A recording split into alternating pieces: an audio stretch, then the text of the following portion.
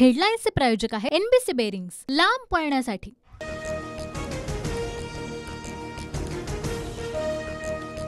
नकली शिवसेना सनातन विरोधी लोकांसोबत असल्याचं पाहून बाळासाहेब ठाकरेंनाही दुःख झालं असेल। पंतप्रधान मोदींचा उद्धव ठाकरे यांच्यावर निशाणा। सत्तेत आल्यावर काँग्रेस संविधान बदलून धर्माच्या आधारावर आरक्षण देणार। काश्मीरमध्ये पुन्हा कलम 370 लागू होईल। मोदींचा काँग्रेसवर निशाणा।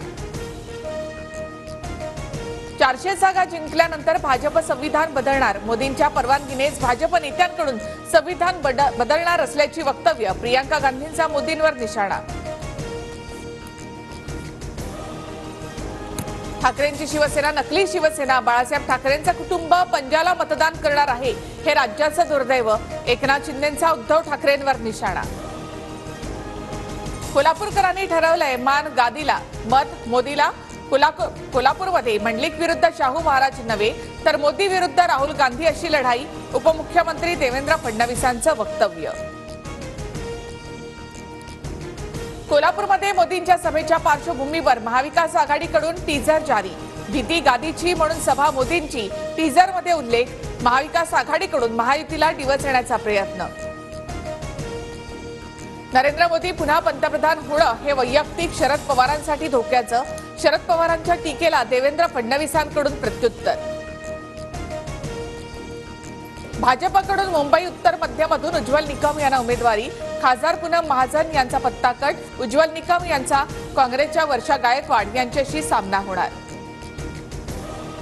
पवार गटाचे सातारा लोकसभेचे उमेदवार शशिकांत शिंदेंवर गुन्हा दाखल। बाजार समितीच्या गाळ्यांच्या एफएसआय वाटपात घोटाळा झाल्याचा आरोप। नवी मुंबईच्या एपीएमसी पोलीस ठाण्यामध्ये गुन्हा दाखल। कितीही गुन्हे दाखल झाले तरी शरद पवारांची साथ सोडणार नाही। तिसरा गुन्हा कधी दाखल करतायत याची वाट पाहतोय शशिकांत शिंदे यांचं वक्तव्य। शशिकांत शिंदेंना अटक केली तर लोकशाही मार्गाने राज्यातील प्रत्येक तालुक्यामध्ये लढा उभारणार। दहिवडीमधील सभेत शरद पवारांचा सरकारला इशारा। ईडीचा स्पीड वाढवा, समोरचा आपल्यामध्ये आला पाहिजे किंवा घाबरून मेला पाहिजे। सदाभाऊ खोत यांचं धक्कादायक विधान। भोरमधील सभेत अजित पवारांकडून सुप्रिया सुळेंची नक्कल।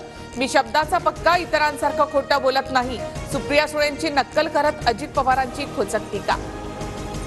शिवसंग्राम लोकसभा निवडणुकीमध्ये तटस्थ राहणार।